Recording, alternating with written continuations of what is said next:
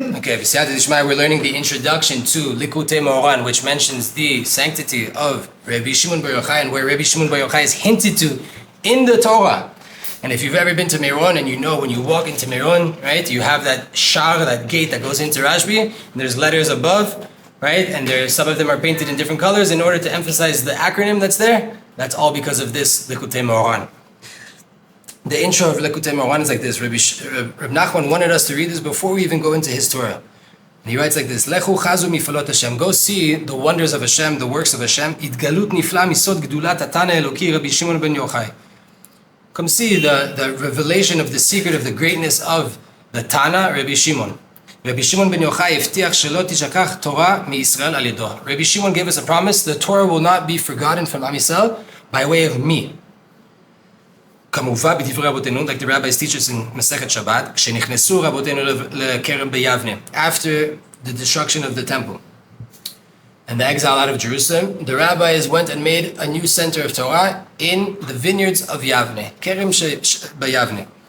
And there they came together in a congress, all the rabbis, and one of them got up and said, Atida Torah shetistakach mi Yisrael. In the future, God forbid, the Torah is going to be forgotten from Israel. That's it, we're going to exile.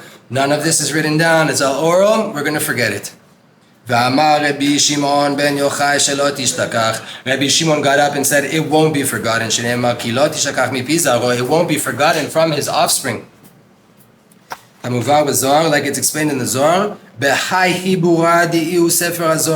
in this book, which is the Sefer HaZohar, Ifkun be min galuta. The people of Israel will come out of exile.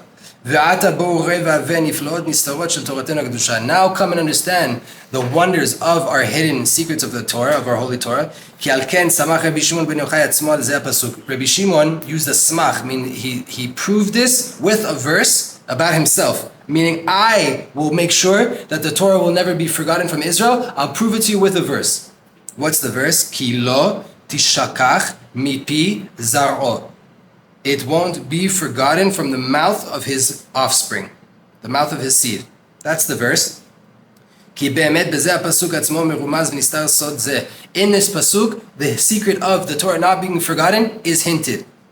By way of the zera of Yochai, by way of the seed of Yochai, which is Rabbi Shimon ben Yochai, Rabbi Shimon the son of Yochai. By way of him, the Torah will not be forgotten from Israel. Because if you take the last letters of that verse, Ki lo tishakach mipi zaro, it won't be forgotten from the mouth of his seed. You get the letters Yochai, and this is the hint that is being revealed in this pasuk. Ki lo tishakach mipi zaro, it won't be forgotten from his seed. Mipi zaro daika, from his seed specifically. Whose? The last letters of that verse, Yochai. From Yochai's seed specifically, the Torah won't be forgotten. Because of Rabbi Shimon, we will not forget the Torah. Meaning that all of the secrets that are hinted to in this pasuk show us the Tana, Yochai, and by way of his seed, which is Rabbi Shimon, we won't forget the Torah, which is the Zohar, which by way of the Zohar we will come out of Galut. Beda, that's one hint. Reb Nachman continues with two more lines, and he says, Zeh sod Rabbi Shimon ba'atzmo. This is the secret of Rabbi Shimon himself, is hinted to in a different pasuk. That was his father. From the seed of Yochai, won't be forgotten. And there you can see the word Yochai, the name Yochai. Rabbi Shimon, where is it from?